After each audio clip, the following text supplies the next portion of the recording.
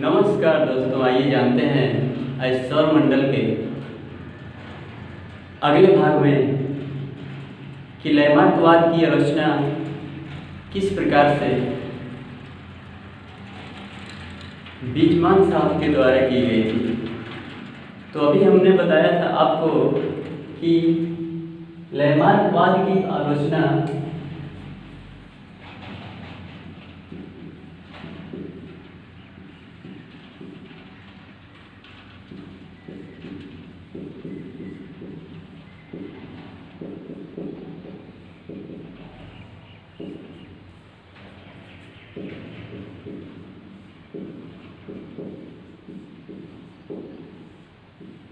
लैमार्कवाद की आलोचना एवं कमियां किस प्रकार से निकाली गई।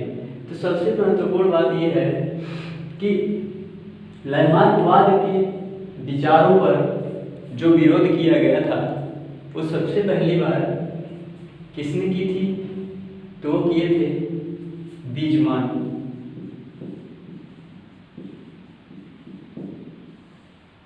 बीजमान थे एक वैज्ञानिक। इन्होंने इनके द्वारा दिए गए जो जैव विकास के सिद्धांत के कुछ प्रमुख चरण थे उसमें कमियां निकाली थी। और कमियां किस प्रकार निकाली थी आइए जान लेते हैं उसके बारे में। इन्होंने बताया था कि जैव मंडल में जो जीव होते हैं उन जीवों में जैव विकास के अंतर्गत जीवों के विकास का क्रम में अध्ययन में ये बताया गया था कि जो जीव होते हैं उन जीवों में विकास होता है तो उसमें उपार्जित लक्षण होते हैं। इन्होंने बताया था कि अगर जीवों में उपार्जित लक्षण होते हैं तो या जीवों में अवशेषी अंग होते हैं, अवशेषी अंग का जो उपयोग करते हैं तो वो क्या होते हैं, जटिल होते जाते हैं तथा उनका उपयोग नहीं करते हैं तो उनमें क्या होती है, धीरे धीरे उनकी समाप्ति हो जाती है और अंत में लुप्त हो जाते हैं। यह कह सकते हैं कि धीरे धीरे क्षीण होने लगते हैं और अंत में क्या हो जाते हैं, लुप्त हो जाते हैं। इसी के बारे में अध्ययन के अंतर्गत हम जानेंगे कि किस प्रकार से बीजमान साहब ने लैमार्कवाद की आलोचना की थी। लैमार्कवाद के अंतर्गत लैमार्कवाद की आलोचना पर अनेक वैज्ञानिकों ने इनका विरोध किया था, लेकिन उसके विरोध के अंतर्गत बीजमान साहब ने एक जबरदस्त विरोध किया था। उसके बारे में जान लेते हैं। तो 1893 ईस्वी में 1892 ईस्वी में इन्होंने एक नियम दिया था और वो नियम आपका था जन्म द्रव्य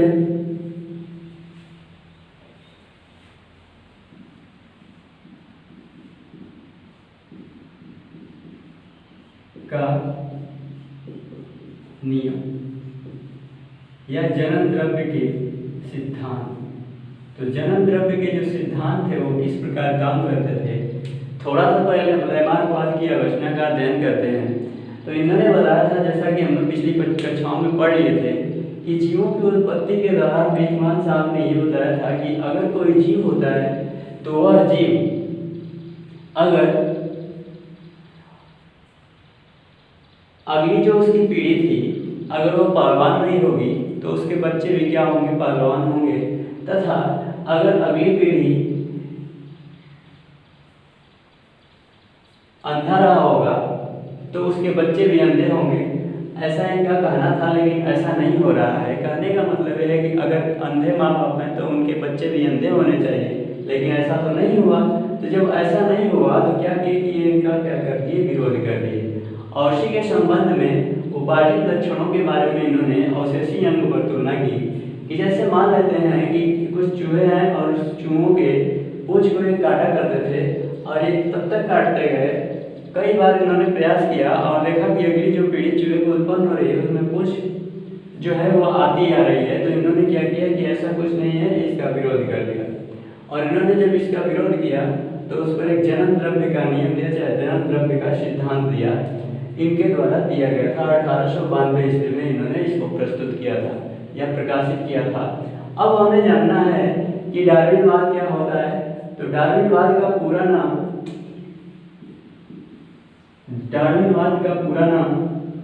डार्विनवाद जो है इसमें डार्विन के बारे में बताया गया है। डार्विन का पूरा नाम क्या है, तो चार्ल्स डार्विन।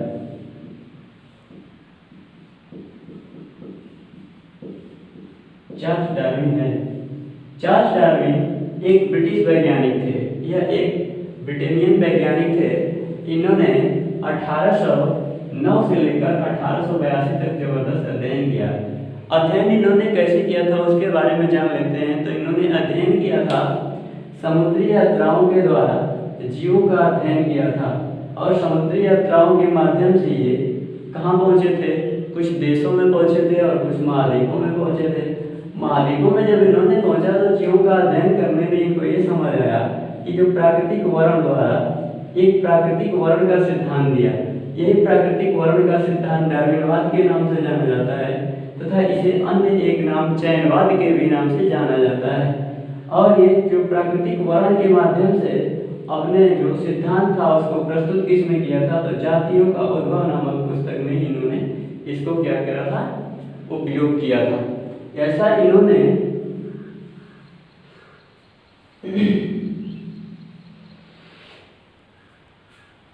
इसके बारे में अध्ययन किया था। ठीक है, तो जैसे अभी हम लोग पढ़े थे कि जो लैमार्कवाद थे इन्होंने कुछ प्रस्तुत किए थे अपने कि उनके क्या मतलब विशेषताएं हैं और किस प्रकार से जैव विकास के सिद्धांतों को अध्ययन किया था। उसी के संदर्भ में हम जानेंगे। तो इन्होंने एक अपना दिया था प्राकृतिक वर्ण या प्राकृतिक चयन का सिद्धांत। इसे चयन कहते हैं या प्राकृतिक वर्ण भी कहते हैं। इन्होंने कहा था कि जब कोई भी जीव होगा और वह जीव अपने आप को प्रकृति के अनुसार अपने आप को ढाल लेगा तो वह उस वातावरण में जीवित रहेगा, तथा जो जीव उस अपने दूसरे वातावरण में जाता है तो उस वातावरण में अपने को ढाल नहीं पाता है, तो उसी को हम लोग कहते हैं क्या होते हैं? वो नष्ट हो जाते हैं। तथा जो जीव अपने आप को प्रकृति के अनुसार अपने वातावरण के अनुकूल अपने को बना लेते हैं तो उसी को हम लोग क्या कहते हैं? प्राकृतिक वर्ण के नाम से जानते हैं। अब विभिन्नताओं की बात की जाए तो जितने जीव होते हैं, जीवों की उत्पत्ति में सब अलग अलग प्रकार के जीव होते हैं और अलग अलग प्रकार के जीवों में अलग तरीके से उनमें क्या होता है? उनके अंगों में विविधि होती है और शेष अंगों का विकास होता है। उसके बारे में अब विशेषताओं के अंदर देखेंगे तो योग्यतम उत्तरजीविता। इन्होंने बताया था कि अगर कोई जीव जंतु होंगे और जीव जंतुओं के विकास के संदर्भ में अगर बात की जाएगी तो वह जीव क्या होंगे? अगर वह विशेष रूप से जीवों का अध्ययन कर रहे होंगे तो उसमें ये बताया जाएगा कि इनके द्वारा दिए गए निर्देशों के अंतर्गत हम यह अध्ययन करेंगे कि किस तरह से कोई प्राणी जीवित रहता है। बात यहीं से आएगी और यहीं पे ये इसमें इसके साथ साथ जोड़कर पढ़ेंगे तो हमें थोड़ा सा समझ आ सकता है। जैसे देखेंगे कि योग्यतम उत्तरजीविता का मतलब वही है कि जब किसी वातावरण में जीवों की अधिकता हो जाती है तो जीवों की अधिकता होने पर धीरे धीरे जो मजबूत होते हैं, मजबूत मतलब कि जो वायुमंडल या वातावरण में लड़ने की क्षमता रखते हैं, जो क्या करते हैं उसके अनुकूल ढाल लेते हैं अपने आप को, तो यह कहते हैं कि उन जो जीव हैं उन जीवों में क्या होता है कि योग्यतम उत्तरजीविता होती है। जीवन संघर्ष में इन्होंने बताया था कि जो जीव होते हैं उनका जीवन संघर्ष बड़ा कठिन था। जैसे जैसे संख्याएं बढ़ती गई उसी प्रकार उनमें क्या होता गया? संघर्ष होता गया। और जो जीव अत्यधिक संघर्षशील था या जो संघर्षी था वही क्या हुआ? आगे उसकी वृद्धि होती चली गई।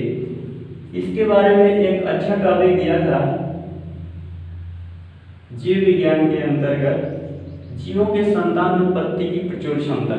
सबसे पहली बात होती है कि जीवों में संतान उत्पत्ति की बहुत अधिक मात्रा में क्षमता होती है। इस क्षमता के अंतर्गत जीवों में इन्होंने बताया था कि कुछ ऐसे जीव हैं और जीवों की उत्पत्ति में इन्होंने हाथी के बारे में बताया था कि हाथी जो जीव है वो क्या करता है कि 750 वर्षों में 2 करोड़ 2 करोड़ जीवों की उत्पत्ति कर लेता है, लेकिन ऐसा होता नहीं है। कारण क्या होता है कि वो विषम परिस्थितियों के द्वारा चाहे किसी कारणवश संतान उत्पत्तियों में बाधा आ जाती है।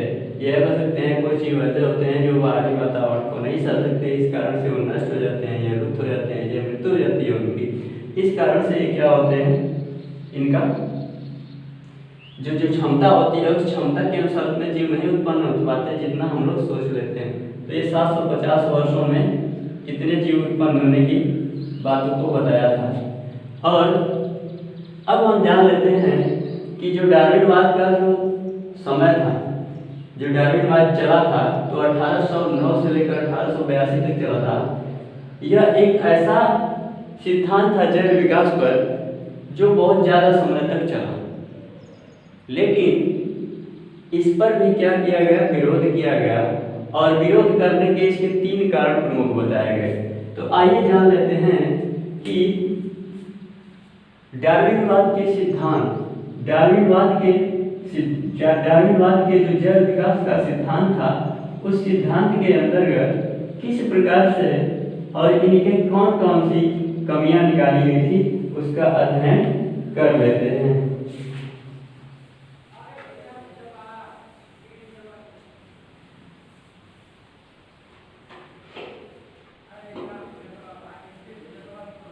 देखिए, जो डार्विनवाद ने किया क्या था कि डार्विनवाद अपने अध्ययनों में कुछ चीज़ों पर विशेष ध्यान नहीं दिया था, वही उनकी कमियों के रूप में सामने प्रकट हुई थी और उस कमियां निम्न थी।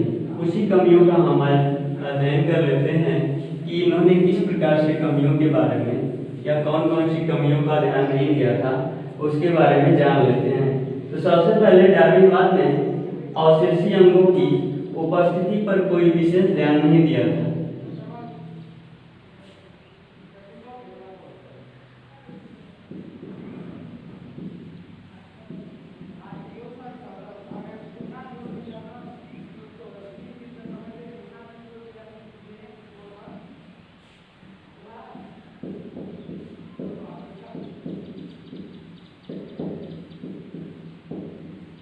डार्विनवाद के सिद्धांत की सबसे प्रमुख कमी क्या थी?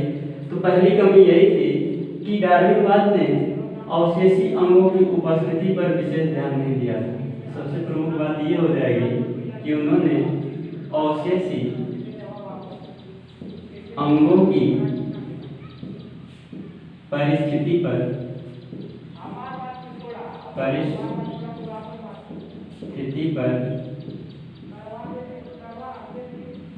ध्यान नहीं दिया। अब देखिए, अवशेषी अंगों के परिस्थिति पर ध्यान नहीं दिया का मतलब ये था कि उन्होंने अवशेषी अंगों के बारे में उन्होंने जिक्र ही नहीं किया था। अवशेषी अंगों के अध्ययन के बारे में इन्होंने नहीं बताया था कि अवशेषी अंग होंगे या नहीं होंगे, या लुप्त हो जाएंगे या नहीं लुप्त होंगे। इस पर इन्होंने विशेष ध्यान नहीं दिया था। और दूसरी बात ये थी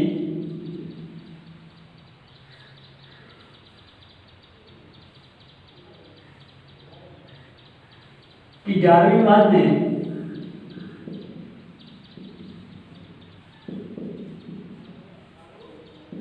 विभिन्नताओं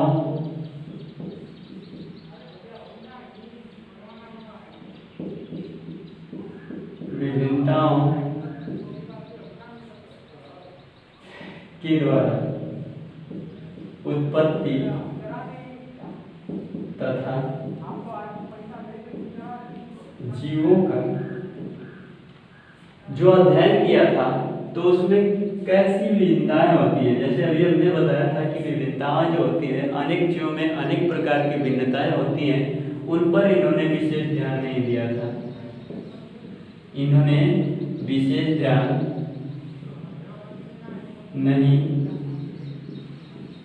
दिया था। इन्होंने देखिए, एक अवशेषी अंगों की परिस्थितियों पर ध्यान नहीं दिया था। दूसरी बात इन्होंने क्या की थी कि इन्होंने डार्विनवाद की भिन्नताओं पर भी ध्यान नहीं दिया था।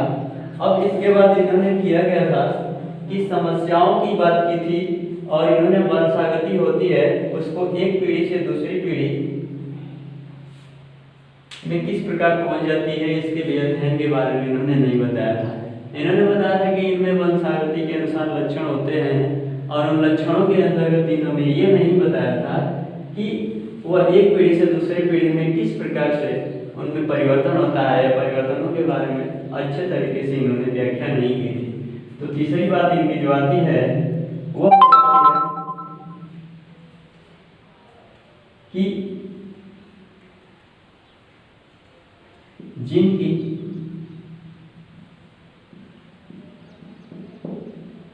वंशागति होती है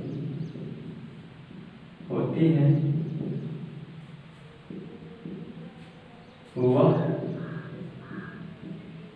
एक पीढ़ी से दूसरी पीढ़ी में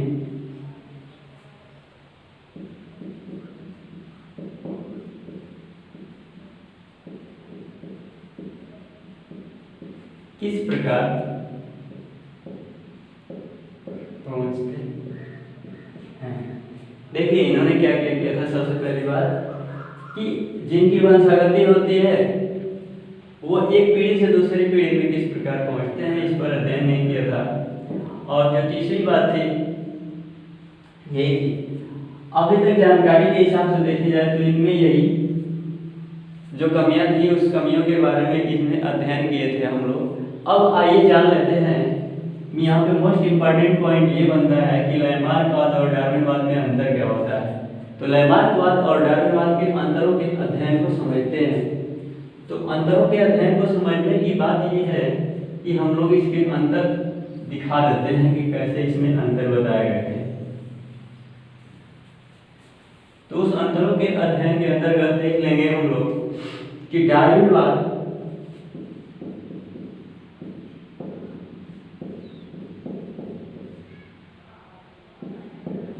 और लैमार्कवाद।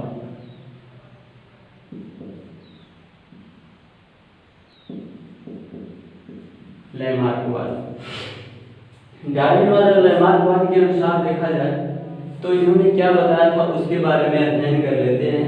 तो उसके अंतर्गत हम ये जानेंगे कि डार्विनवाद ने ये बताया था कि जैसे जिराफ जो होते हैं,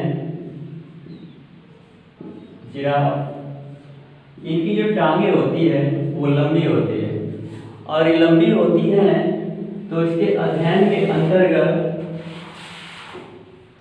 हम इनकी जो विभिन्नताएं थी, विभिन्नताओं का मतलब आप समझ रहे होंगे कि उनकी जो वंशागति थी वो कैसी थी, बाद में कैसे हो गए, उस पर उन्होंने अध्ययन नहीं किया था। मतलब जिराफ की जो भिन्नताएं थी, विभिन्नताएं, इन विभिन्नताओं पर इन्होंने ध्यान नहीं दिया था।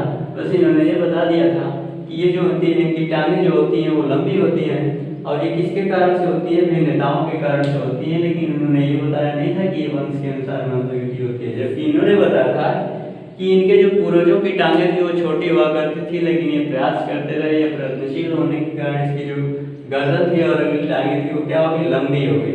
अगली जो इन्होंने बताया था कि जीवन में जो संघर्ष करते चले गए, यहाँ पे अभी बताया था कि जीवन में संघर्ष किया था, तो ये लिखे थे कि ये संघर्ष करने के कारण जो इनकी गर्दन थी वो क्या हो गई, लंबी हो गई। जबकि इन्होंने बताया था कि जिराफों में जब इनके अपनी गर्दन को खींचते चले गए, किसी चीज को पाने के लिए खींचते चले गए, तो प्रयास करने के दौरान इनकी जो गर्दन थी वो क्या होती चली गई, लंबी होती चली गई। तो इन्होंने भिन्नताओं पर ध्यान दिया था, जबकि ये बताते हैं कि ये वंशागति पर ध्यान देते हैं। वंशागति,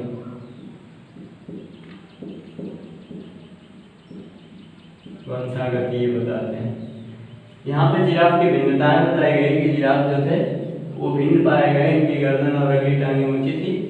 इन्होंने बताया दूसरे टाइम में या दूसरे इसका जो अंतर है इसके अंतर्गत इन्होंने बताया कि ये संघर्ष किया करते थे, और संघर्ष के अंतर्गत इन्होंने बताया था कि ये अपने आप को वृद्धि वाले बताते हैं, या वृद्धि संबंधी सिद्धांतों के बारे में उपयोग के संबंध में हम कुछ जान रहे हैं। तो इन्होंने संघर्ष बताया था कि जो जीव होते हैं वो संघर्ष करते रहते हैं, और संघर्ष के कारण जो होता है इनकी जो गर्दनें थी वो क्या थी, ऊंची होती चली गई। अब आइए जान लेते हैं कि इन्होंने कहा था कि जब इनकी उत्पत्ति हो गई थी तो अतः लंबी गर्दन वाले जिराफ ही जीवित है। इनका मानना था कि जब उत्पत्ति हुई और जिराफ उत्पन्न हुए तो उसमें भिन्नताएं पाई गई। भिन्नताएं क्या थी कि उनकी टांगें और गर्दन लंबी थी, और ये ऐसा मानते हैं कि ऐसा इसलिए हुआ कि वो संघर्षशील थे, संघर्षशील होने के कारण। लेकिन यहाँ पे देखिए इन्होंने नहीं बताया कि वो जो पीढ़ी थी वो पीढ़ी के दौरान वो क्या हो गए, उनकी पीढ़ियों परिवर्तित होती गई, या परिवर्तन के कारण जो अगली पीढ़ी उत्पन्न होती चली गई उसमें गर्दन लंबी होती है, ऐसा ये नहीं बताया। ये कह रहे कि संघर्ष के कारण संघर्ष करते रहे तो इनकी जो अगली टांगें थी और जो गर्दन थी उसमें खिंचा हुआ, जिसके कारण उनकी गर्दन लंबी होती चली गई। लेकिन इनमें और ये बताया कि अतः इनकी जो गर्दनें थी वो लंबी होती चली गई। और इन्होंने क्या बताया, इन्होंने बताया कि धीरे धीरे इनकी जो संतान थी, जो नई संतानें उत्पत्ति होती चली गई, तो उन नई संतानों में क्या हुआ कि गर्दन लंबी होती चली गई। फिर से इसको समझ लेते हैं कि जो जिराफ था, जिराफ में क्या थी, भिन्नताएं पाई गई थी। इन्होंने बताया था कि उसकी अगली टांगें लंबी हुआ करती थी तथा गर्दन इसकी क्या होती थी, लंबी होती थी। इन्होंने बताया कि ऐसा क्यों होता था, तो ऐसा इसलिए होता था कि वो संघर्षशील थे और संघर्ष के कारण इनकी जो टांगें थी और जो संतानों में इसकी वृद्धि हुई तो उसके फलस्वरूप प्राकृतिक वर्ण के संबंध में या चयनवाद के संबंध में इनकी जो टांगें थी वो लंबी होती चली गई। संघर्ष किस कारण से हुआ, तो प्राकृतिक वर्ण,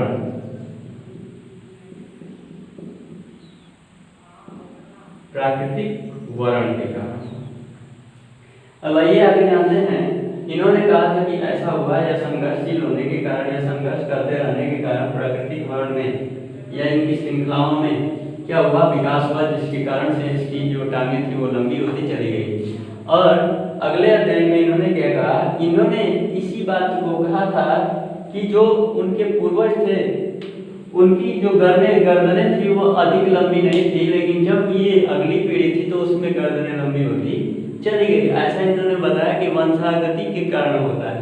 और इन्होंने फिर बताया कि यहाँ पे जो तीसरा पॉइंट है करके इन्होंने बताया कि इस सभी विशेषताओं के कारण अतः इनकी गर्दन लंबी होती है।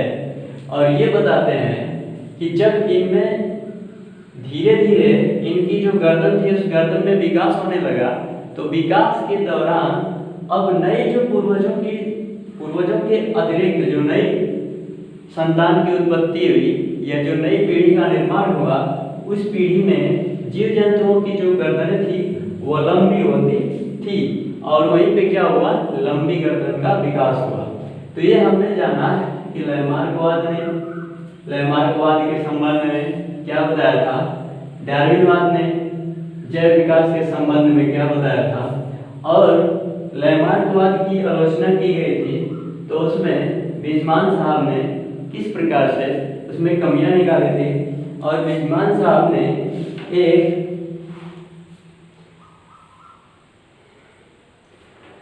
एक इन्होंने नियम दिया था, जनन,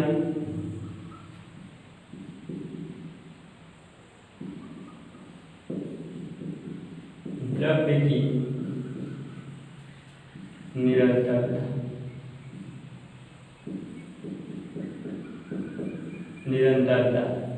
इसमें बिजमान साहब ने ये बताया था कि कोई भी जीव होगा तो उस जीव में वंशानुगति लक्षण होंगे, वंशानुगति विकास तो होगा, लेकिन वह विकास किस पर होगा, कायिक होगा, वह कायिक होगा।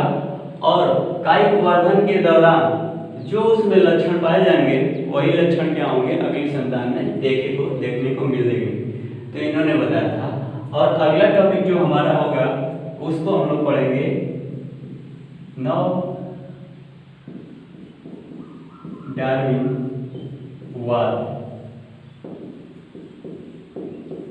तो नव डार्विनवाद के अंतर्गत हम क्या पढ़ेंगे, अब देखिए लैमार्कवाद आए, लैमार्क जो थे वो कुछ नियम बताए और उस नियमों के अंतर्गत क्या हुआ था कि उन्होंने उपार्जित लक्षणों के बारे में बताया था, कुछ अवशेषीय अंगों के बारे में बताया था, कुछ बताया था कि वातावरण के प्रभाव के कारण जीव जंतुओं में क्या होता है, जीव जंतुओं में उत्परिवर्तन होता है या परिवर्तन होता है।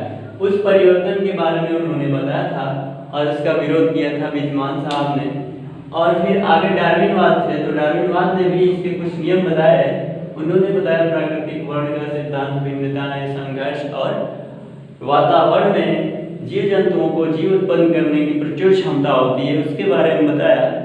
और हम लोग उसमें ये जाने थे कि जब इन्होंने इसके बारे में बताया तो इनके द्वारा दिए गए जो नियम थे वो नियम 1809 से लेकर 1882 तक चलते रहे, और ये सर्वाधिक दिनों तक चलने वाला जो विकास का सिद्धांत था, यह बहुत लंबे समय तक रहा।